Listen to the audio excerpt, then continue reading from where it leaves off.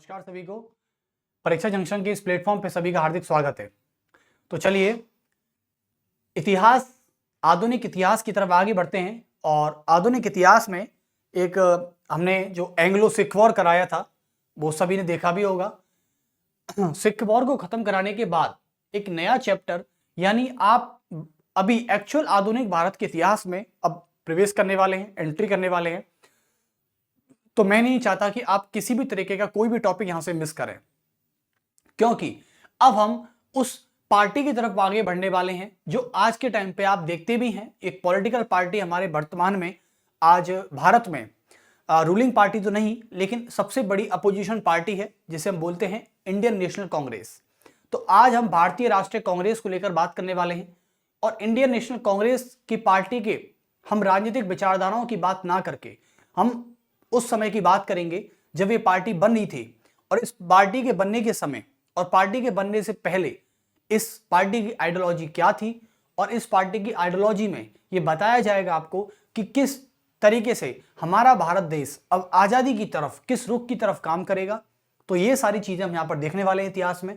और सबसे बड़ी बात है कि आधुनिक इतिहास का ये सबसे टॉप मॉडल का एक टॉपिक है, इसको प्लीज छोड़िएगा नहीं। मैं चाहता हूं कि इस टॉपिक को जरूर देखें, क्योंकि यहां से आने वाले कॉम्पिटिटिव एग्जाम में या अभी जो कॉम्पिटिटिव एग्जाम जैसे एसएससी सीजीएल का टाइप 2 चल रहा है अभी, तो मैं नहीं चाहता कि आप यहां से कोई भी टॉपिक मिस करें। तो चलिए, आधुनिक इतिहास में टॉपिक चैप्टर का नाम है भारतीय राष्ट्रीय कांग्रेस एवं उदारवादी चरण। ठीक है, तो हम उदारवादी फेज की बात करेंगे और ये 1885 से लेकर 1899 की हम बात करने वाले हैं। तो चलिए स्टार्ट करते हैं आधुनिक इतिहास। इससे पहले हम जो कराया था वो आधुनिक इतिहास का एक एंग्लो सिख वॉर था। तो एंग्लो सिख वॉर हमने 2 वॉर में खत्म करा दिया था और 2 वॉर ही हुए थे उसके एक्चुअली में। तो चलिए आधुनिक इतिहास सभी ऊपर डाल लें पहले तो। और आधुनिक इतिहास में आप डालेंगे भारतीय राष्ट्रीय कांग्रेस। देखो, आपने पेपर में यानी एसएससी या यूपीएससी के पेपर में आपने ये देखा होगा, हाँ यूपीएससी के पेपर में थोड़ा सा पैटर्न बदल जाता है। जैसे कि आपने कभी कभार क्वेश्चन ये देखे होंगे जो एसएससी में आते हैं, एसएससी सीपीओ में आते हैं, एमटीएस में आते हैं, जीडी में आते हैं, एनडीए सीडीएस जिस एग्जाम में आते हैं, आपने ये जरूर देखा होगा कि भारतीय राष्ट्रीय कांग्रेस का यह सम्मेलन किसकी अध्यक्षता में किया गया, कहां किया गया और कब किया गया। ये 3 इंपॉर्टेंट क्वेश्चन आपके आसपास हमेशा घूमते हैं, ठीक है, और यही आपको दिक्कत देते हैं। सबसे बड़ी बात है, देखो हमें इंडियन नेशनल कांग्रेस के भारत में जितने भी सेशन हुए थे या भारत से बाहर जितने भी सेशन हुए, हालांकि उस समय पाकिस्तान तो था नहीं, वो पूरा भारत ही था, तो हम पूरे भारत की बात कर रहे हैं। और अभी पाकिस्तान को लेकर ज्यादा सेंसिटिव मत होइएगा, क्योंकि पाकिस्तान अभी तो बना ही नहीं है, धीरे धीरे मांग उठने लगेगी। क्योंकि सबसे पहले हम एक पार्टी का गठन कर लेते हैं। और आपको पता है कि आजादी के समय और आजादी से पहले जितने भी राष्ट्रीय आंदोलन चल रहे थे, उस समय हमारे देश में एक सबसे बड़ी पार्टी थी जिसका नाम था इंडियन नेशनल कांग्रेस। वही इंडियन नेशनल कांग्रेस में जितने भी नेता काम कर रहे थे, हालांकि वो 2 विचारधाराओं के थे और दोनों विचारधाराओं 2 आइडियोलॉजी से काम कर रही थी इंडियन नेशनल कांग्रेस। आज उसी हम आइडियोलॉजी को जानेंगे, और जानने के बाद हम धीरे धीरे कांग्रेस के सेशन की तरफ चलेंगे। और हमें सारे सेशन इंपॉर्टेंट नहीं है, केवल कुछ कुछ जो इंपॉर्टेंट सेशन है वही करेंगे हम, ताकि हमको ये पता लग सके कि पेपर में कौन से आते हैं और कौन से नहीं आते। हालांकि बच्चे हमसे पूछते हैं कि सर इंडियन नेशनल कांग्रेस के कौन कौन से सेशन इंपॉर्टेंट है। तो देखो, मैं आपसे ये कहता हूं कि जो मैं कराऊं वही इंपॉर्टेंट है, ठीक है। सारे सेशन तो मैं नहीं कराऊंगा, लेकिन कुछ कुछ सेशन जो है इंपॉर्टेंट है। जैसे कि वंदे मातरम कब गाया गया, इंडियन नेशनल कांग्रेस का पहला सेशन कब हुआ था, पहला यूरोपीय अध्यक्ष कब बना था, महात्मा गांधी सबसे पहले और अंतिम जो अध्यक्ष बने थे कांग्रेस सेशन के, वो कहां बने थे, कब बने थे, ये सारी चीजें पूछी जाती हैं। चलिए, और स्वराज पार्टी की जो आजादी का जो रुख है वो कहां से उत्पन्न हुआ, 1929 के लाहौर अधिवेशन की बात करें, ठीक है, हरिपुरा अधिवेशन की बात करें, ये सारी चीजें हम आज जानेंगे, ठीक है। लेकिन आज नहीं हो पाई, तो आज हमारा रुख इसी चैप्टर की तरफ है, और आने वाले हिस्ट्री के लेक्चर में ये आपको टॉपिक पूरी तरह कंक्लूजन में निकल जाएगा। चलिए, तो इंडियन नेशनल कांग्रेस, आज आप देखते हैं कि राहुल गांधी यानी जो राहुल गांधी हैं वो हमारे इस पार्टी से ही आते हैं, और राहुल गांधी इस पार्टी के तहत आज रूलिंग पार्टी के सामने सबसे बड़े अपोजिशन लीडर बनकर बैठे हैं, ठीक है। और सबसे बड़ी अपोजिशन पार्टी भारत में आज यही है, इंडियन नेशनल कांग्रेस। सर इस पार्टी के आगे आज आपको पता है कि अभी लोकसभा चुनावों में इंडियन नेशनल कांग्रेस ने 99 सीटों को क्या किया था, 99 सीटें गेन की थी। लेकिन ये सच्चाई है कि अभी 2024 के लोकसभा चुनावों में, लोकसभा इलेक्शंस में, पार्लियामेंट्री इलेक्शन में अभी 99 सीटों पे जो कांग्रेस जीती थी वो अकेली कांग्रेस ही नहीं थी, उसमें एलाइड गवर्नमेंट मतलब एलाइड पार्टी थी, यानी गठबंधन की पार्टियां सारी मिलकर 99 सीटों पर अस्तित्व में आई थी, ठीक है। चलिए, और 240 सीटें बीजेपी की थी, आप सभी को पता है, ठीक है। और आपको बता दूं, इंडियन नेशनल कांग्रेस भारत की सबसे बड़ी अपोजिशन पार्टी है।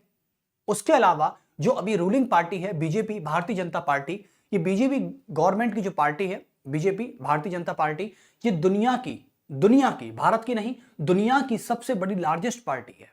हाँ जी, चलिए, तो भारतीय राष्ट्रीय कांग्रेस ये पढ़ने वाले हैं, एवं उदारवादी चरण, आप इसको एक बार उदारवादी चरण भी लिख दीजिए।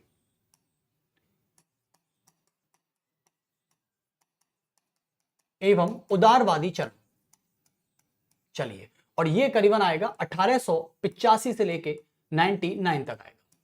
चलिए, उसके बाद फिर 1899 से लेके हम थोड़े महात्मा गांधी की तरफ रुख करेंगे 99 के बाद, ठीक है। जब 99 में महात्मा गांधी दादा अब्दुल्ला का केस लड़ने अफ्रीका चले गए थे, तो वहां से महात्मा गांधी एंटर करेंगे, ठीक है। अभी महात्मा गांधी यहां पर नहीं है, ठीक है। चलिए, तो इंडियन नेशनल कांग्रेस और उदारवादी चरण के बारे में हम देखने वाले हैं। आधुनिक इतिहास हमारा सब्जेक्ट है। देखो, हम इतिहास में हो चाहे पॉलिटी हो, हम जानते हैं कि दोनों ही लेक्चर हम ले रहे हैं और दोनों ही लेक्चरों में सब कुछ क्रम से चल रहा है, सब कुछ सीरीज से चल रहा है। ऐसा नहीं है कि आज कुछ और पढ़ा दिया, कल कुछ और पढ़ाएंगे, परसों कुछ और पढ़ा देंगे, ऐसा कुछ भी नहीं है। यानी आपको उस क्रम बाइज क्रम आप जाकर परीक्षा जंक्शन के प्लेटफॉर्म पर जाकर प्लेलिस्ट देख सकते हैं और प्लेलिस्ट में आप ये गौर कर सकते हैं कि कैसे हमने क्रम बाइज क्रम तरीके से पढ़ाया है, आधुनिक इतिहास हो और चाहे भारतीय राज्य व्यवस्था हो। तो आज हम बात करने वाले हैं इंडियन नेशनल कांग्रेस की। सबसे पहले हम इंडियन नेशनल कांग्रेस के पार्टी के पहले की बात करें। देखो, हमारे भारत में अंग्रेजों का शासन था, सभी को पता है कि अंग्रेजी सरकार हमारे भारत में बढ़िया स्तर पर काम कर रही थी। बढ़िया स्तर पर कहने का मतलब है कि उन्होंने जो नीतियां बनाई थी, जो पॉलिसी बनाई थी, चाहे वो आर्थिक शोषण की हो, चाहे वो प्रशासनिक स्तर पर हो और चाहे वो दीवानी स्तर पर हो, यानी कुल मिला के अंग्रेजी सरकार बढ़िया स्तर पर आ चुकी थी।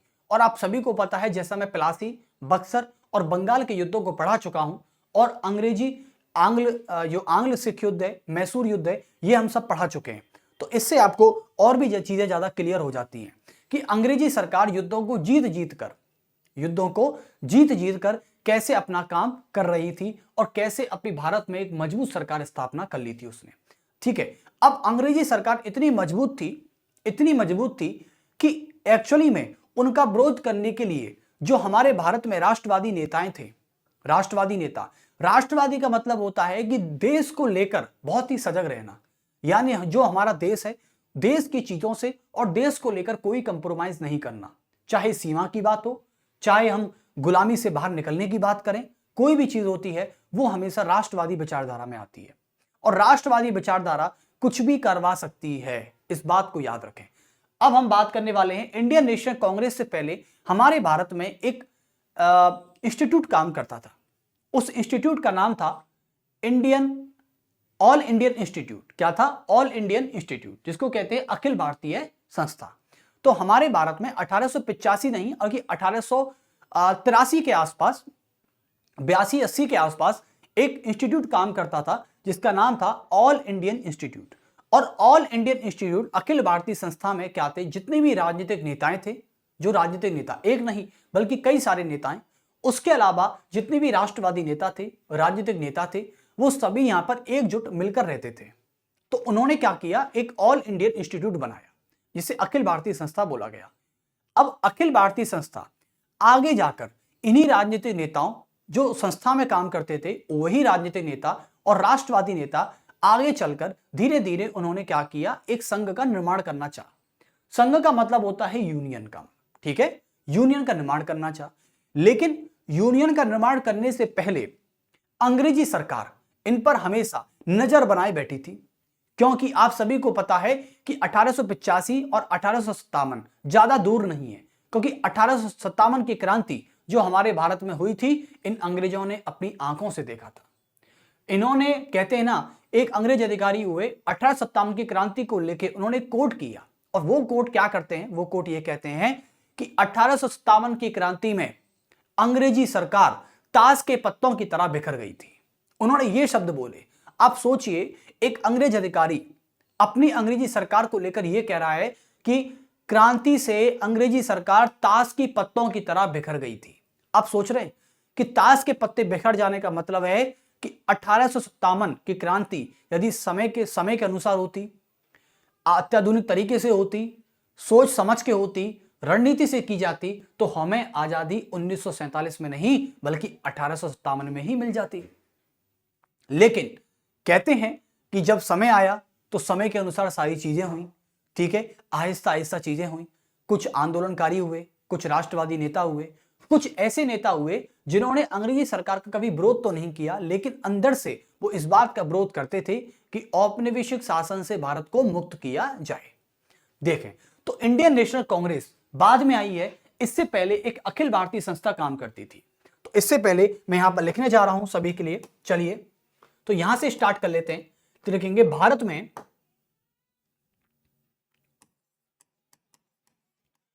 में एक अखिल भारतीय संस्था, भारत में एक अखिल भारतीय संस्था, भारत में एक अखिल भारतीय संस्था कार्य करती थी। एक अखिल भारतीय संस्था कार्य करती थी, करती है नहीं है, थी। वरना वो सोचेंगे सर आज कौन सी पार्टी आ गई, बीजेपी, आम आदमी पार्टी, कांग्रेस के अलावा ये कौन सी पार्टी आ गई। ये नहीं, ये अखिल भारतीय संस्था कार्य करती थी, ठीक है। और ये अखिल भारतीय संस्था का जो काम था, ये अखिल भारतीय जो ऑल इंडियन इंस्टीट्यूट जो था, इसका एक काम था कि जितने भी राजनीतिक नेता थे, जितने भी राजनीतिक नेता, तो इसका उद्देश्य क्या था, चलो इसका उद्देश्य लिख लेते हैं। उद्देश्य का मतलब था कि इसका पर्पस क्या था कि यह सभी राजनीतिक नेताओं, ये पॉलिटिकल लीडर, सभी राजनीतिक नेताओं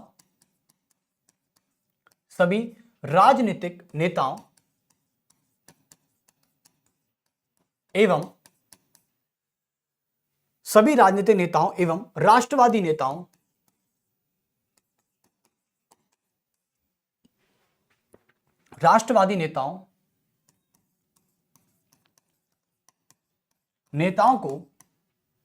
को एकजुट रखा करती थी। एकजुट का मतलब होता है कि जब मिलकर रहते हैं सारे लोग, ठीक है, तो एकजुट रखा करती थी। देखो आप सभी को पता है कि एक बात, आपके टीचर जब आप प्राइमरी स्कूल में होंगे या प्राइमरी में अपर प्राइमरी होंगे या फिर आप 8th 9th 10th में आए होंगे, तो आपके टीचर्स एक मोरल सोशल साइंस पढ़ाते होंगे। वो मोरल सोशल साइंस का मतलब है नैतिक शिक्षा, जो मोरल एजुकेशन होती है। एक किताब आती थी नैतिक शिक्षा हमारे टाइम पे, वहां पे एक सबसे बड़ा अच्छा डायलॉग था कि union is a strength. Union is a strength का मतलब है कि संगठन में ही शक्ति है। वो ये सिखाते थे हमारे टीचर, और वो जो कोट पढ़ते थे कि संगठन में ही शक्ति है। वो एक शायद चूहे और शेर वाली कहानी सुनाते थे कि जो शेर होता है वो एक जाल में फंस जाता है, नेट में। तो चूहे, यानी एक चूहा नहीं बल्कि 100 चूहे मिलकर उस शेर जो जिस जाल में फंसा था, उस जाल को काटते हैं और शेर को मुक्त कर देते हैं। तो उसमें हमारी मैडम या सर एक बात बताते थे कि संगठन में ही शक्ति है। देखिए 100 चूहों ने मिलकर शेर जिस जाल में फंसा था, शेर कितना बड़ा होता है, चूहा उसके सामने क्या होगा, चूहा जो है वो शेर के पंजे के बराबर है। आप सोचिए, शेर, इतना बड़ा शेर पूरे जाल में फंस गया है और 100 चूहे मिलकर उस जाल को काट गए और शेर को मुक्त कर दिया। तो कुल मिला के ये बताया जाता है कि यदि चूहे जैसे 100 चूहे मिल जाएं, 100 चूहे मिलकर किसी काम को करें, किसी काम को अंजाम दें, तो वो काम असफल नहीं होता। यानी संगठन में ही शक्ति है। और आज भी तो एक डायलॉग चल रहा है ना, आज के राजनीति में, आज की पॉलिटिक्स में, हम टीवी पे देखते हैं तो क्या डायलॉग चल रहा है, कांग्रेस पार्टी का भी और बीजेपी का भी एक डायलॉग चल रहा है, जैसे कि बीजेपी कहती है बटेंगे तो कटेंगे, कुछ ऐसा डायलॉग है। यानी कुल मिला के वो एक करने की बात कह रही है, ठीक है। हालांकि इसको तोड़ मरोड़ कर लोग कुछ और बना रहे हैं, वो अलग एक मैटर है, हम उस मैटर पर नहीं जाएंगे। हमें तो केवल ये देखना है कि आज की जो रूलिंग पार्टी की जो सरकार है वो क्या कह रही है, और वही चीज कांग्रेस कह रही है, लेकिन कांग्रेस उसको थोड़ा उल्टा करके कह रही है। कांग्रेस कह रही है कि हम सब मिलकर एक साथ रहेंगे, वो ये कह रहे हैं। मतलब कुल मिला के दोनों में मुझे एक ही सेंस समझ में आया कि एक तो है बटेंगे तो कटेंगे और दूसरा है सभी साथ मिलकर रहें। तो ये क्या बात कर रहे हैं, ये यूनियन की बात कर रहे हैं, क्योंकि यूनियन का होना बहुत जरूरी है। चाहे मैंने एंग्लो सिख वॉर पढ़ाया तब भी मैंने मराठा संघ की बात की थी, सॉरी ये खालसा पंथ की बात की थी, और खालसा पंथ क्या करता था, सभी सिखों को एक रखता था। तो कुल मिला के जब संगठन की बात होती है, और संगठन में आपको सभी को पता है कि हर व्यक्ति अलग अलग होते हैं। आपका घर भी एक संगठन है, लेकिन उस संगठन में माता जी की, पिताजी के, आपके जो भी पुत्र हैं, पुत्रियां हैं, दादा दादी सब होते हैं, उनकी सोच सबसे अलग होती है। कोई कुछ और सोचता है, कोई किस मैटर पे कुछ और सोचता है, लेकिन आखिर में सहमति बन तो जाती है ना। ये ऐसा थोड़ी ना है कि बेटे ने कुछ और बोला, पिताजी ने कुछ और बोला, बीच में हो गई लड़ाई और घर का हो गया बंटवारा, ऐसा तो नहीं होता। ऐसा बहुत रेयर कंडीशन में होता है, लेकिन कुछ फैसलों पर आम सहमति बनी जाती है। तो अखिल भारतीय संस्था जो सभी राजनीतिक नेताओं और उन नेताओं की सोच को और राष्ट्रवादी नेताओं को एक कर रखा करती थी, ठीक है। और जब एक करके रखा करती थी तो इन्हीं सभी राजनीतिक नेताओं और राष्ट्रवादी नेताओं ने, तो लिखेंगे इन्हीं सभी राष्ट्रवादी नेताओं ने, इन्हीं सभी राष्ट्रवादी नेताओं ने क्या किया, अखिल भारतीय संस्था नहीं बल्कि एक दूसरा संगठन, एक संघ बनाना चाहा। इसको क्या बनाना चाहा, संघ नाम दिया। देखो नाम से भी बहुत बड़ा फर्क पड़ता है। आप कहेंगे सर जब सभी राष्ट्रवादी नेता और नेता एकजुट होकर मिलकर इस संस्था में काम कर ही रहे थे तो संघ बनाने की जरूरत क्यों पड़ी। देखो नाम में बहुत कुछ रखा है। आप कहते हैं कि सर नाम में क्या रखा है, नाम में बहुत कुछ रखा है, यानी हमको जो नाम है यही बताता है कि हमारी आइडियोलॉजी क्या होगी। बहुत अच्छे, तो एक बार हम डिस्कस कर लेते हैं इन्हीं दूसरे संघ पर जो नाम बदला गया है, इसका नाम क्यों बदला गया देखते हैं। तो इन्हीं सभी राजनीतिक नेताओं ने अखिल भारतीय संघ यानी all Indian institute, Akhil Bharatiya संस्था के स्थान पर, अखिल भारतीय संस्था के स्थान पर एक दूसरा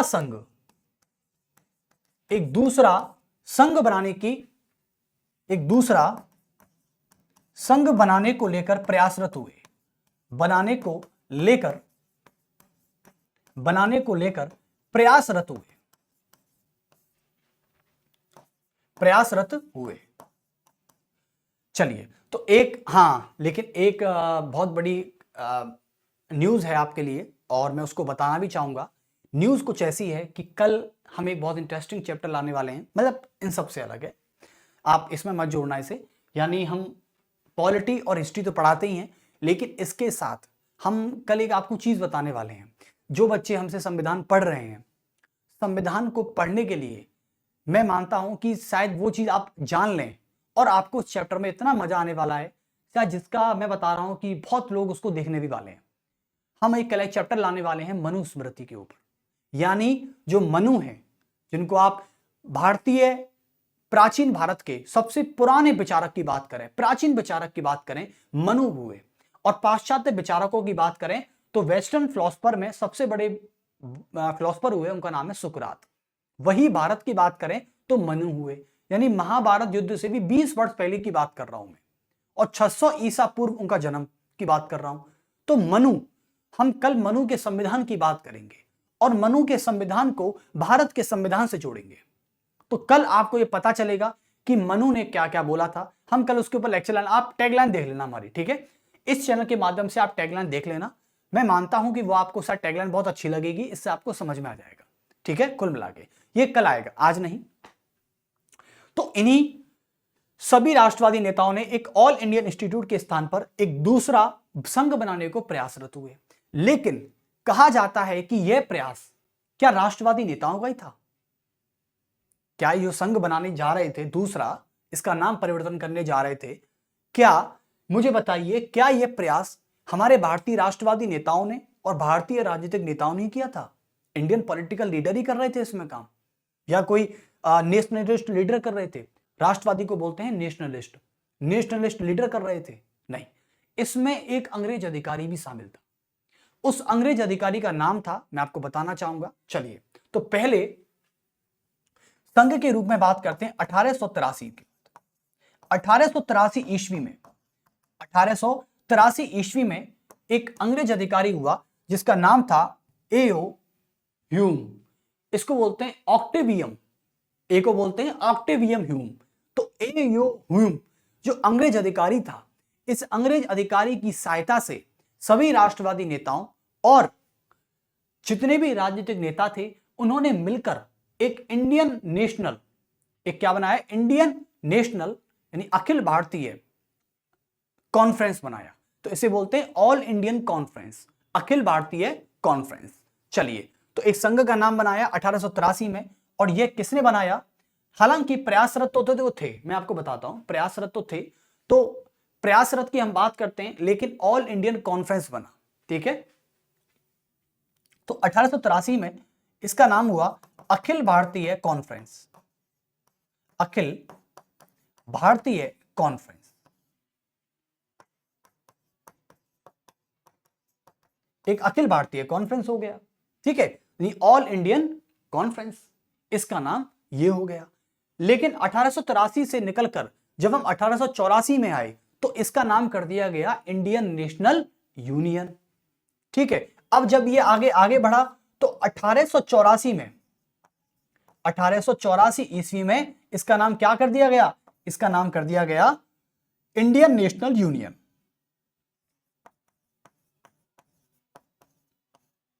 इंडियन नेशनल यूनियन, यानी अब इसका नाम क्या हो गया? देखो, पहले क्या काम कर रहा था? पहले काम कर रहा था all Indian institute. All Indian institute के बाद जब 1883 में इस संघ का नाम बदल के अखिल भारतीय कॉन्फ्रेंस यानी ऑल इंडियन कॉन्फ्रेंस कर दिया गया, और 1884 में इसका नाम कर दिया गया इंडियन नेशनल यूनियन। अब इसके बाद 1884 के बाद अब क्या होता है, सुनिए। तो सभी राष्ट्रवादी नेता और सभी राजनीतिक नेता जितने भी हुए, nationalist leader and political leader, उन्होंने क्या बात कही? उन्होंने ये बात कही कि हम इंडियन नेशनल यूनियन के बजाय इसको इंडियन नेशनल कांग्रेस करना चाहते हैं, यानी कांग्रेस का गठन करना चाहते हैं। देखो, एक्चुअली में कांग्रेस का मतलब होता है एक साथ मिलकर रहना। आपको आज मैं बता दूं, जिसे आप कांग्रेस पार्टी कहते हैं, कांग्रेस पार्टी यानी कांग्रेस का अर्थ क्या होता है? एक साथ मिलकर रहना। तो आप लिख दीजिए, एक साथ मिलकर रहना, इसका अर्थ होता है। आप सभी को पता है कि अमेरिका में, अमेरिका की संसद को भी कांग्रेस ही कहा जाता है, और कांग्रेस का अर्थ होता है एकजुट कर या एक साथ मिलकर रहना, कुल मिला के यूनियन। बस इसके भाव में यानी इसके इमोशन में कोई चेंजेस नहीं है, लेकिन इसके शब्द में चेंजेस है, ठीक है। तो 1885 में अब एयू हुम आया, सब अंग्रेज इन राष्ट्रवादी नेताओं के पास एयू हुम आता है। अब एयू हुम ये कहता है कि चलिए फिर पूना में सम्मेलन कर लेते हैं, यानी 1885 में इंडियन नेशनल यूनियन को बदलकर जो आप इंडियन नेशनल कांग्रेस करना चाहते हैं, इसको करने के लिए हमें एक सम्मेलन करना पड़ेगा, और वो सम्मेलन कहां होगा? वो होगा सम्मेलन पूना में। लेकिन एयू हुम अंग्रेज अधिकारियों को यह पता था कि पूना में अभी हैजा बीमारी फैली हुई है, और हैजा बीमारी एक महाबीमारी, जैसे कोविड की तरह, एक कोविड की लहर की तरह हैजा बीमारी जो होती है वो संक्रमित रोग थी, यानी एक दूसरे के स्पर्श से भी फैल जाता है हैजा। तो एक दूसरे के स्पर्श से जब हैजा बीमारी फैलती चली गई तो ये एक महाबीमारी बन गई, इसे कहते हैं पैंडेमिक।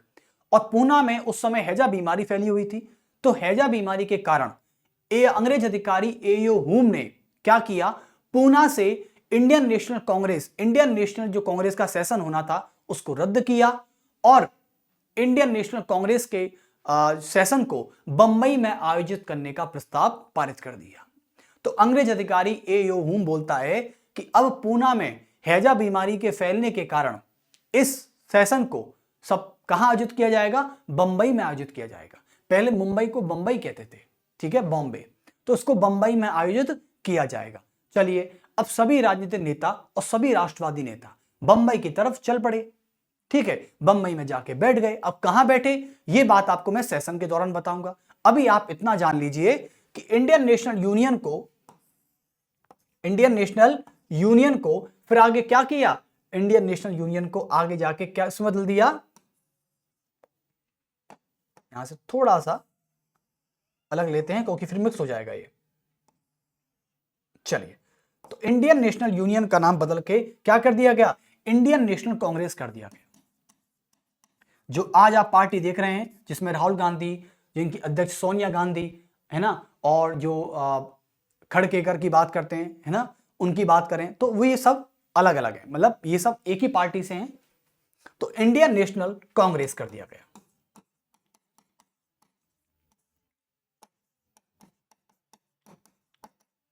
ठीक है, यानी हम उस तरफ आ गए जिस तरफ हमारा टॉपिक था।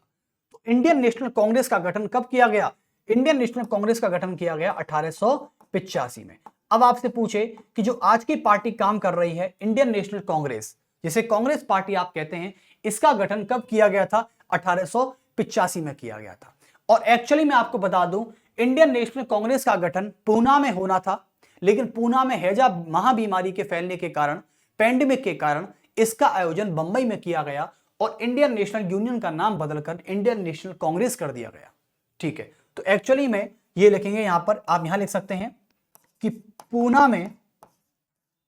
पूना में यह सम्मेलन आयोजित होना था, पूना में यह कॉन्फ्रेंस, यह समिट आयोजित होनी थी,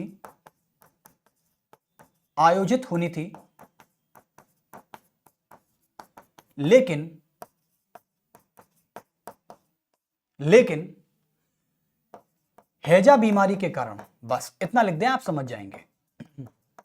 एक बार ये क्वेश्चन एसएससी में आया था या शायद एमटीएस में आया था, मुझे पता नहीं एक्चुअली में, था एसएससी का क्वेश्चन कि इंडियन नेशनल कांग्रेस का गठन बंबई से पहले कहां प्रस्तावित था? मद्रास, कर्नाटक, हैदराबाद या पूना? तो आपका आंसर होना चाहिए था पूना। यानी कुल मिला के आप ये समझ चुके हैं कि बंबई में यदि आज पूना में उस समय पूना में हैजा बीमारी नहीं होती तो यह सम्मेलन बंबई में ना होकर पूना में ही होता।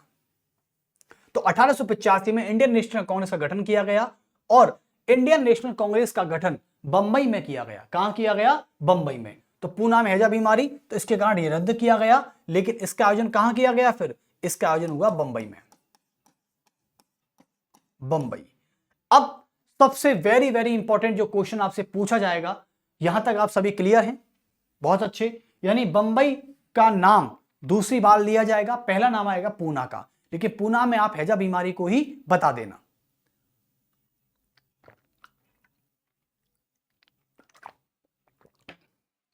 अब हम बात कर लेते हैं नेक्स्ट। तो जो बंबई है, बंबई में तो ठीक है, लेकिन इंडियन नेशनल कांग्रेस का गठन करने में 3 व्यक्तियों का हाथ था। कितने? 3 व्यक्ति। और वो 3 व्यक्ति कौन थे? ये बहुत ही ज्यादा महत्वपूर्ण है, आप नाम जान के ही समझ जाएंगे। देखो, नाम कोई भी है, थे तो हमारे सभी पॉलिटिकल लीडर, थे तो हमारे सभी नेशनल लीडर, तो कोई दिक्कत ही नहीं है। यानी कुल मिला के इंडियन नेशनल कांग्रेस का गठन करने में लोग कहते हैं एयू हुम ने किया, एयू हुम ने किया। अरे भाई, किया, बेशक किया, मैं मना नहीं कर रहा। यानी अंग्रेज अधिकारी इसमें शामिल था। यानी कुल मिला के इसका गठन 3 व्यक्तियों ने मिलकर किया था। वो 3 व्यक्ति कौन थे? जरा इनका नाम जान लेते हैं। देखो, इंडियन नेशनल कांग्रेस का गठन 3 व्यक्तियों ने मिलकर किया था, लेकिन इसको मैं अगले पेज पर बताऊंगा तो ज्यादा अच्छा बेहतर रहेगा, या यहां बता सकते हैं, कोई दिक्कत भी नहीं, चलिए जगह है हमारे पास। तो पहले व्यक्ति थे एयो हुम। कौन थे? एयो हुम, यानी एओ ह्यूम, ठीक है। दूसरे व्यक्ति का नाम था आनंद मोहन बोस, आनंद मोहन बोस। और उसके अलावा तीसरे व्यक्ति का नाम था सुरेंद्र नाथ बनर्जी, सुरेंद्र नाथ बनर्जी।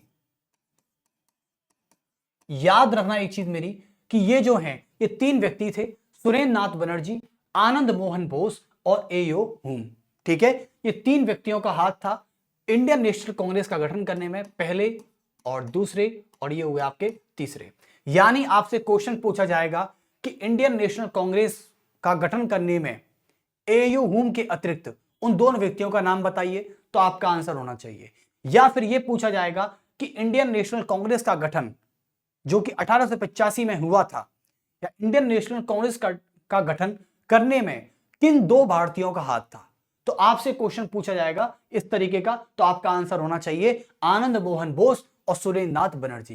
ये दोनों व्यक्ति भारतीय थे, हमारे पॉलिटिकल लीडर थे, लेकिन एयू हुम एक अंग्रेज अधिकारी था। क्या था? एक अंग्रेज अधिकारी था ये। तो इसका नाम तो अंग्रेज अधिकारी के नाम पर आता है, तो इसको ज्यादा सीरियस लेने की बात नहीं है। ठीक है, लेकिन एयू हुम ने ऐसा क्यों किया, इसके पीछे हम बाद में कारण जानेंगे। यहां तक आप सभी क्लियर हैं? कैसा लगा आपको? देखो कितना अच्छा चार्ट बनाया गया है हमने, एक अखिल भारतीय संस्था का बना दिया। देखो इसको मैं थोड़ा सा हाईलाइट कर देता हूं ताकि चीजें और भी क्लियर हो जाएं हमारे पास। उसके बाद एक अखिल भारतीय कॉन्फ्रेंस का बना दिया हमने, देखो जो संघ बना था, और उसके बाद इंडियन नेशनल यूनियन है ये, और इंडियन नेशनल कांग्रेस है परफेक्ट, और इसका नाम है कांग्रेस। बहुत अच्छे। चलिए अब आते हैं इंडियन नेशनल कांग्रेस का जो सेशन था वो 1885 में बंबई में हुआ था। किसकी अध्यक्षता में किया गया, कितने कैंडिडेट इसमें भाग ले रहे थे, और कहां किया गया? चलिए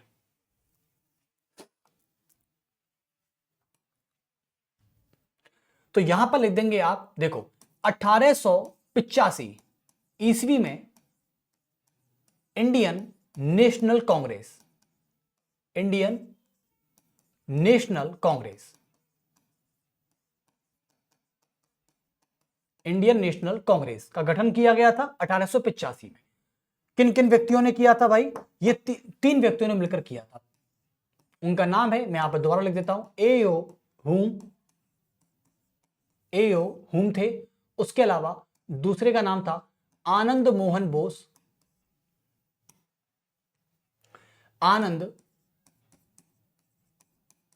मोहन बोस, और उसके अलावा तीसरे व्यक्ति का नाम था सुरेंद्र नाथ बनर्जी, सुरेंद्र नाथ बनर्जी। ये थे व्यक्ति, तीन व्यक्ति थे। ठीक है, चलिए इन तीनों व्यक्तियों ने इंडियन नेशनल कांग्रेस का गठन किया था, और यह गठन कहां किया गया था? यह गठन किया गया था, स्थान है बंबई। कहां पर है? स्थान है बंबई। ठीक है, बंबई।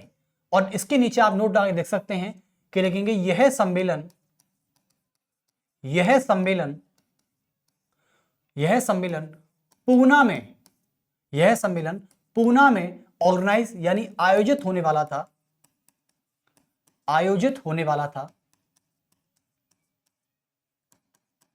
आयोजित होने वाला था, लेकिन हैजा बीमारी के कारण, लेकिन हैजा बीमारी के कारण,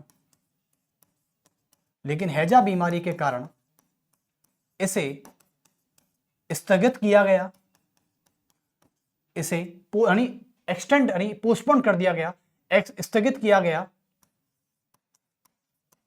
स्थगित किया गया बस।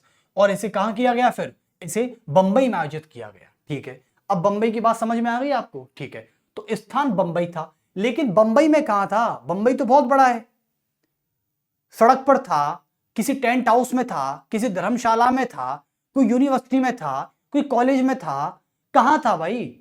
या कोई ऑडिटोरियम में था, या अंग्रेजों की सभा में था, कहां किया गया था? बंबई तो बहुत बड़ा है, कोई गार्डन में बैठ के तो नहीं कर लिया इन्होंने, या कोई सड़क पर बैठकर कर लिया होगी, सड़क पर तंबू लगा दिए गए और वहां पे इंडियन नेशनल कांग्रेस का गठन कर दिया गया। ऐसा तो नहीं हो सकता। तो इसके लिए जो बंबई में जगह थी उसका नाम था तेजपाल संस्कृत कॉलेज। क्या था? तेजपाल संस्कृत कॉलेज। तो आप लिख सकते हैं कि बंबई में ही एक जगह थी जिसका नाम है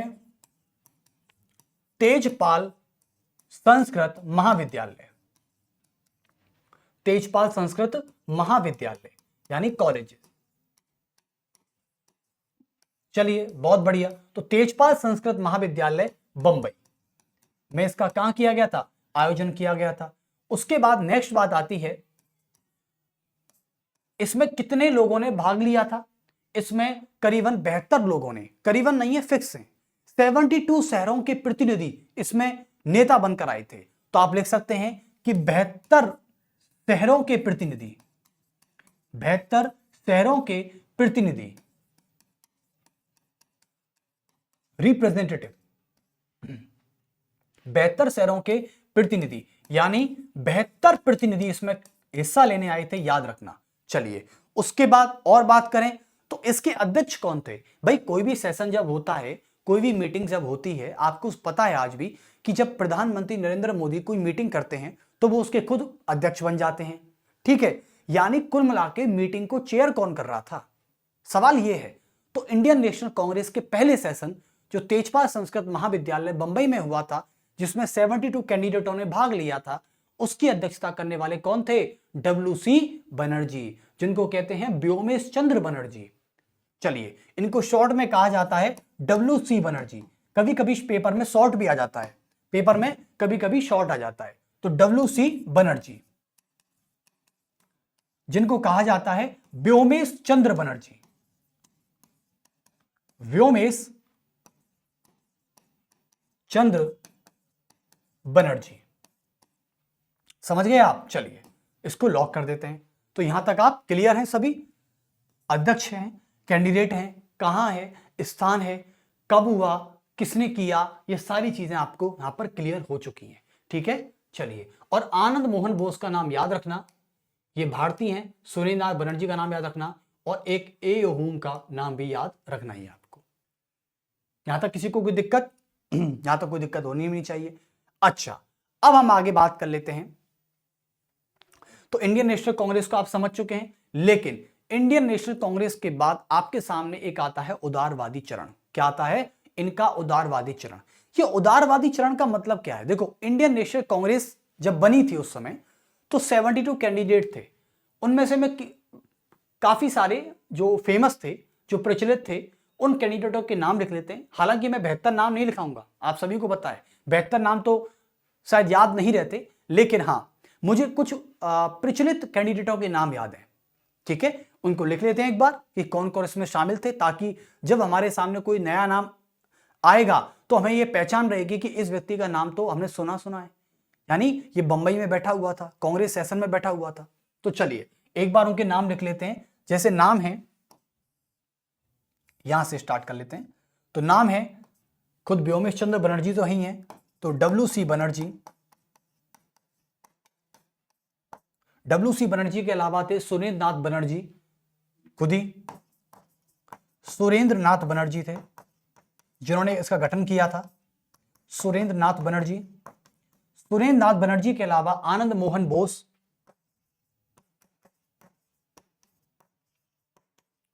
आनंद मोहन बोस, और इसके अलावा मोतीलाल घोष,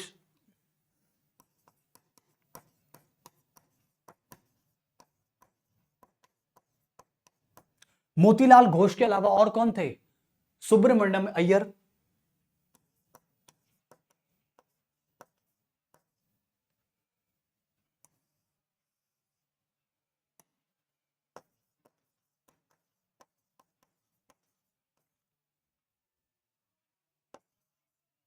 सुब्रमण्यम अय्यर, और कोई नाम याद आ रहा है, और कौन थे, और थे गोविंद रानाडे, गोविंद रानाडे,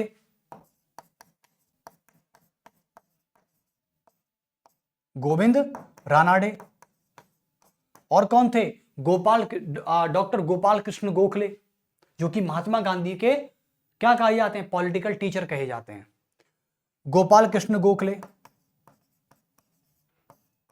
गोपाल कृष्ण गोखले एक ये व्यक्ति थे।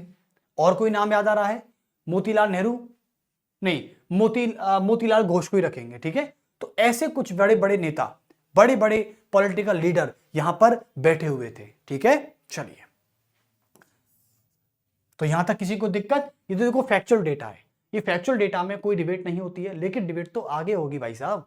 अभी डिबेट का क्या, अब डिबेट का मजा तो आप आगे लीजिएगा। ये तो क्या फैक्चुअल है, जो इसमें केवल छोटी मोटी कहानियां चल रही हैं, ठीक है, लेकिन अभी तो बड़ी कहानियां आना बाकी है। तो चलिए अब मैं बात कर लेता हूं आपसे नेक्स्ट, इंडियन नेशनल कांग्रेस का उदारवादी चरण कैसा था और कैसा नहीं था। चलिए, तो यहां पर मैं एक उदारवादी चरण की बात करता हूं।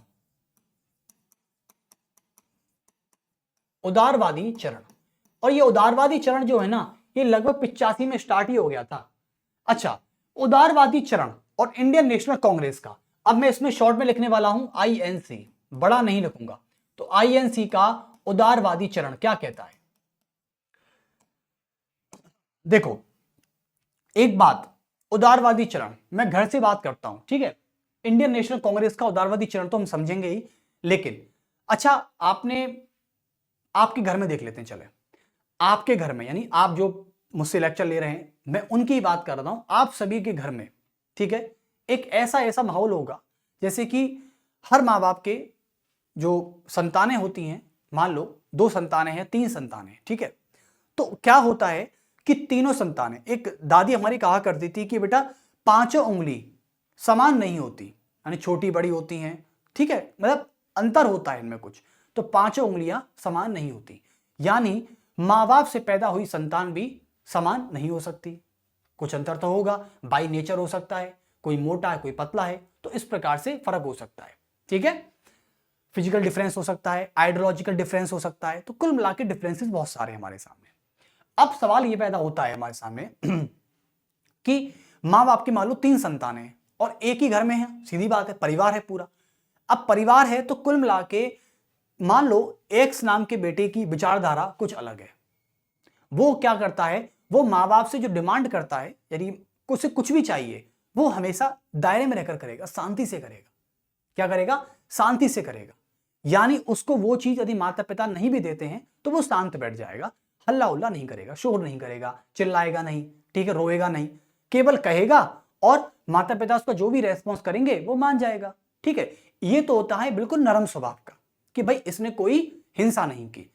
एक होता है मान लो उसी घर में उसी माँ बाप की दूसरी संतान है, अब उसको कुछ और चाहिए, तो उसने अपने माता पिता से कुछ ऐसी डिमांड की कि उसके माता पिता उसे फुलफिल नहीं कर पा रहे, तो अब वो क्या करेगा, वो हिंसा करेगा। हिंसा का मतलब है रोएगा, पैर पटकेगा, अपने हाथों को मारेगा, कुछ भी करेगा, यानी कुल मिला के सामानों को तोड़ेगा फोड़ेगा, यानी कुल मिला के उसकी जो विचारधारा है वो उग्रवादी है। कैसी है? उग्रवादी। तो कुल मिला के एक ही घर में आप सभी को पता है कि आपके भाई बहन भी ऐसे होंगे। देखो सीधी बात है, मान लो 2 भाई हैं, एक भाई शांति से मान जाता है और दूसरा भाई उग्रवादी है, वो तूफानी करता है, कभी इधर जाया कभी उधर जाया, कभी यहां से शिकायत लाया। तो आपको सुना भी होगा अक्सर कि माएँ कहती हैं कि ये बेटा तो मेरा बहुत सीधा है, लेकिन ये बेटा तो मेरा बहुत शिकायतें लाता है। स्कूल जाएगा तो स्कूल में तूफानी करके आ जाएगा, मोहल्ले में खेलेगा तो मोहल्ले में तूफानी करके आ जाएगा, यानी कुल मिला के उसका व्यवहार ही ऐसा है कि जो कोई मेरी बात नहीं मानेगा, यानी अपने हक के लिए वो कुछ भी कर सकता है। सीधी बात मैं ये कहना चाह रहा हूं, ठीक है। तो दोनों की विचारधारा अलग है, जबकि दोनों संतानें एक ही माता पिता की हैं।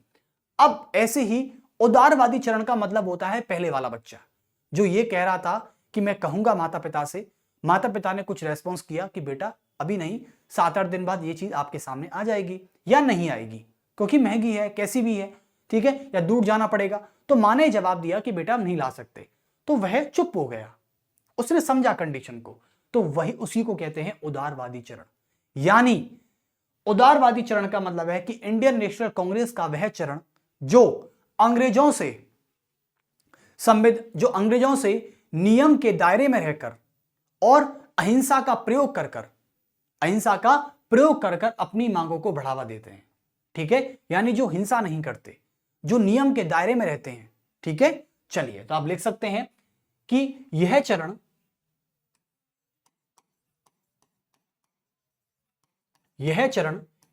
नियमों और कानूनों के दायरे में रहकर कानूनों के दायरे में रहकर नियमों व कानूनों के दायरे में रहकर क्या करते हैं? अहिंसात्मक तरीके से विरोध करते हैं। अहिंसा व शांति से, अहिंसा व शांति से विरोध प्रदर्शन करते हैं। यानी ये कौन है? ये पहले वाला बच्चा है जो अपने माता पिता की किसी भी रेस्पॉन्स को सुनकर शांत हो गया था। कोई उग्रवादी नहीं, कोई रोया नहीं, पीटा नहीं गया, कुछ भी नहीं किया, घर से भागा भी नहीं था। कुल मिला के वो अपने माँ बाप की रेस्पॉन्स को सुनकर शांत हो गया, क्योंकि उसने सोचा है कि भाई मांग तो मनवानी है। देखो सामान तो आएगा, सामान तो पहले वाले बच्चे का भी आएगा, दूसरे का भी आएगा। बस फर्क ये है कि आप किस तरीके से अपनी मांग करवा रहे हैं। ठीक है, दूसरे वाले बच्चे को लगता है कि मैं रोऊंगा ज्यादा, मैं अपने पैरों को पीटूंगा, मैं हिंसा करूंगा, मैं चीजों को फेंकूंगा इधर उधर, तोड़फोड़ करूंगा, ठीक है, तो क्या होगा, चीजें जल्दी प्राप्त हो जाएंगी, ऐसा लगता है। लेकिन एक बच्चा ऐसा है कि उसे लगता तो है कि भाई चीज तो आनी है, जो मैंने जिस चीज की डिमांड की है वो चीज आज नहीं तो कल, नहीं तो परसों मेरे सामने आ ही जाएगी। तो इस पे रोना कैसा, इस पे हिंसा कैसी, इस पर तोड़फोड़ कैसी? बल्कि चीजें वही चल रही हैं समान, बस फर्क है कि अभी आएगी या कब आएगी। ठीक है, चलिए, तो यह चरण नियमों और कानूनों के दायरे में रहकर अहिंसा व शांति से विरोध प्रदर्शन करता है। विरोध प्रदर्शन करता है, उसे उदारवादी चरण, उसे उदारवादी चरण कहा जाएगा, उसे उदारवादी चरण कहा जाएगा। तो यहां तक आप समझ गए सब? चलिए, तो उदारवादी चरण में यह कहना चाह रहा हूं। अब इंडियन नेशनल कांग्रेस में कई सारे नेता हुए ऐसे, भाई कई सारे नेता जो अहिंसा का प्रयोग करते थे। और आपको बता दूं, उदारवादी चरण का जीता जागता एग्जाम्पल, मतलब अभी तो नहीं है वो, सॉरी, उस समय के एग्जाम्पल, उदारवादी चरण के सबसे बड़े एग्जाम्पल के तौर पे मैं आज बात करना चाहूं तो वो हमारे कौन है? राष्ट्रपिता महात्मा गांधी। महात्मा गांधी ने ही अहिंसा का सबसे पहली बार जब प्रयोग किया था तो वो कहां किया था उन्होंने? बताइए। उन्होंने किया था भारत के चंपारण बिहार में, 1917 में किया था। बहुत बड़ी बात है। चलिए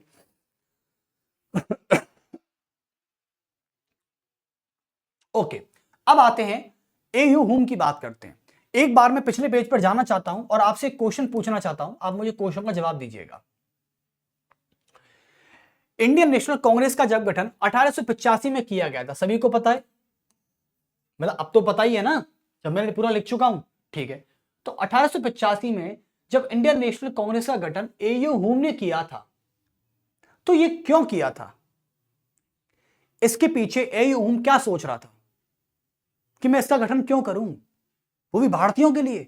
अरे भाई साहब, इन्होंने तो एहसान कर दिया हम पर। ये एहसान नहीं था, ये इनके पीछे एक चाल थी। क्या थी? चाल। और ये चाल कैसी थी, इसके पीछे आप एक बार जानोगे ना तो आपको 1857 की क्रांति याद आ जाएगी। जैसे एयू हुम, जब सारे राजनीतिक नेताओं ने इनसे बोला कि भाई हमारी इंडियन नेशनल कॉन्फ्रेंस का नाम बदल दो, इंडियन नेशनल यूनियन का नाम बदल दो, बदल दो, बदल दो, एक संगठन बना दो। ठीक है, एयू हुम के कानों में जब ये आवाज सुनाई पड़ी कि भैया ये संगठन को चिल्ला रहे हैं, तो संगठन बनाने का मतलब क्या होता है कि भाई इन सभी राजनीतिक नेताओं को एक संगठन बना के छोड़ दो और इनको एक कमरे में बंद कर दो, ताकि कभी मौका पड़ने पर यही राष्ट्रवादी नेता अंग्रेजी सरकार के खिलाफ कोई भी आंदोलन ना करें, कोई भी विरोध प्रदर्शन ना करें, कोई भी क्रांति ना करें। यानी कुल मिला के एयू हुम इस विचारधारा को साथ लेकर चलते हुए उसने इंडियन नेशनल कांग्रेस का गठन किया था कि यदि मैंने इस संगठन का नाम कांग्रेस रख दिया और इसमें सारे राजनीतिक नेताओं को मैंने एकजुट कर रख दिया, क्योंकि देखो एक बात है, मान लो आज सारे क्रांतिकारी नेता पूरे भारत देश में बिखरे पड़े हैं, तो अंग्रेजी सरकार को यह डर रहता था कि कोई ना कोई क्रांति कहीं ना कहीं से हो सकती है। ठीक है भाई, मान लो आज हमारे पूरे उस समय के भारत देश में मान लो 1000 क्रांतिकारी हैं, मंगल पांडे जैसे, भगत सिंह जैसे, सुखदेव जैसे, बाल गंगाधर तिलक जैसे। ठीक है, ऐसे 1000 क्रांतिकारी हैं और 1000 क्रांतिकारी देश के हर कोने में बैठे हुए हैं। तो अंग्रेजी सरकार को यह डर रहता था कि कहीं ना कहीं ये क्रांतिकारी, कोई एक भी क्रांतिकारी देश के किसी एक कोने से कोई क्रांति कर बैठेगा तो पूरे भारत में क्रांति हो जाएगी और इससे अंग्रेजी सरकार फिर से ताश के पत्तों की तरह बिखर जाएगी। तो कुल मिला के यही एयू हुम सोच रहा था कि ये सारे नेता, इतने बड़े बड़े नेता, इनकी इतनी बड़ी बड़ी विचारधारा, इतनी बड़ी बड़ी आइडियोलॉजी, ये चाहें तो क्या नहीं कर सकते, ये चाहें तो क्या नहीं कर सकते।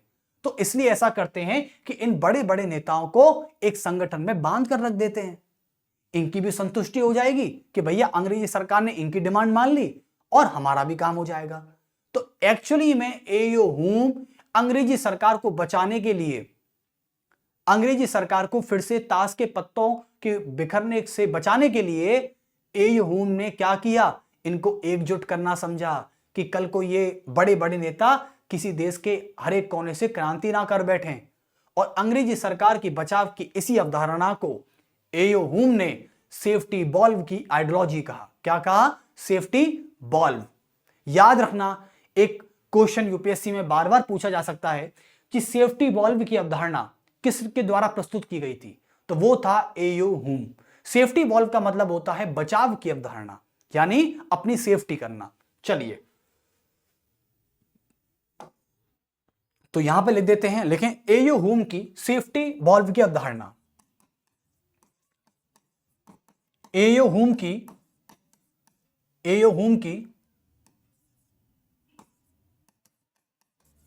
सेफ्टी वॉल्व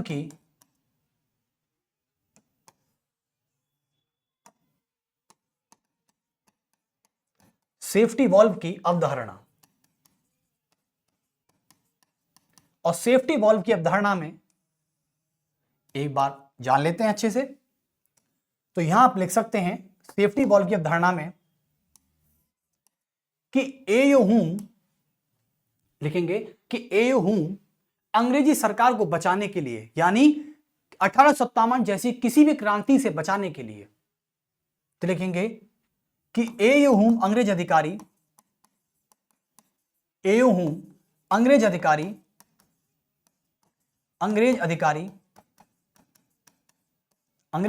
ने अंग्रेजी सरकार को बचाने के लिए या भविष्य में, लिखेंगे अधिकारी ने भविष्य में 1857 जैसी क्रांति होने से, 1857 जैसे क्रांति होने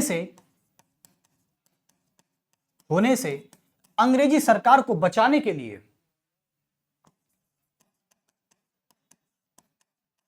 अंग्रेजी सरकार को बचाने के लिए,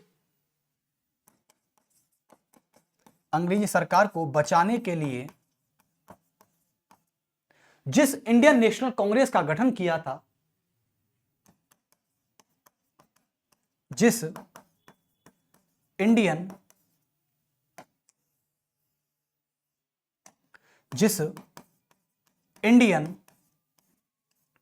नेशनल कांग्रेस का गठन किया था,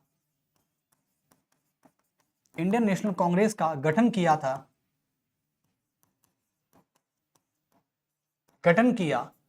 ताकि सभी राष्ट्रवादी नेता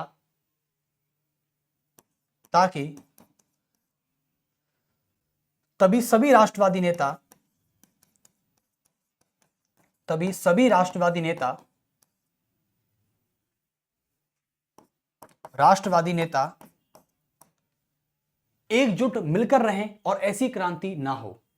सभी नेता एकजुट रहें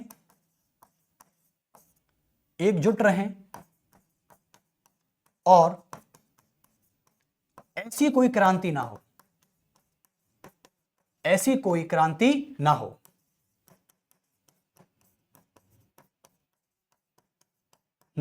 तो इस विचारधारा को क्या किया गया? इस विचारधारा को लिखेंगे, इस विचारधारा को, इस आइडियोलॉजी को,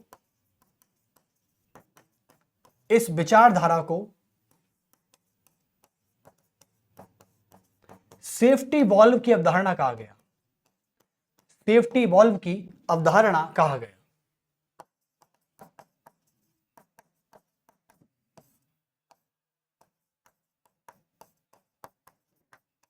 कहा गया। तो आपसे क्वेश्चन पूछा जा सकता है कि सेफ्टी वॉल्व की अवधारणा एयू हुम के अनुसार क्या थी। तो याद रखना, भविष्य में 1857 जैसी क्रांति से अंग्रेजी सरकार को बचाने के लिए जो आइडियोलॉजी दी गई थी उसे सेफ्टी वॉल्व की अवधारणा कहा जाता है। वेरी गुड, और बहुत अच्छा लगा। यहां तक हमने सेफ्टी वॉल्व की अवधारणा भी कंप्लीट कर ली है। इस पे एक बार हाईलाइटर चला देते हैं ताकि आपको यहां से चीजें क्लियर रहे। सेफ्टी वॉल्व की अवधारणा,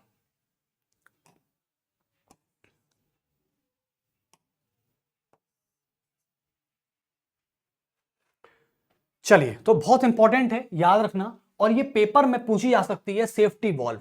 सेफ्टी वॉल्व को बोलते हैं हिंदी में सुरक्षा का कवच। इसे बोलते हैं सुरक्षा का कवच। ये कवच है, जैसे कि मान लो युद्ध में कोई सैनिक जा रहा है तो वो जो ढाल लेके जाता है, जैसे कि तलवार चलती है तो ढाल पे चलती है, एकदम ऐसे कर लेता है। जैसे कोई सामने आता है तो एकदम ऐसे हो जाते हैं, तो वो होती है सेफ्टी वॉल्व। यानी आप सुरक्षा का कवच लेके साथ में चल रहे हैं। आज आपने जम्मू कश्मीर में देखा होगा, जब पत्थरबाजी होती थी तो सेना यानी आर्मी का जवान क्या करता था, एक बड़ा सा एक टीन सेट लेके चलते थे। बड़ा सा टीन सेट, जैसे कोई पत्थर आता था सीधे यूं करते थे और फिर उसको हटा के सीधे शूट भी करते थे। तो ऐसे था, जैसे कोई पत्थर मारा करते थे या कोई गोली मारा करते थे तो वो तुरंत उस टीन शेड को अपने सामने ले आते हैं।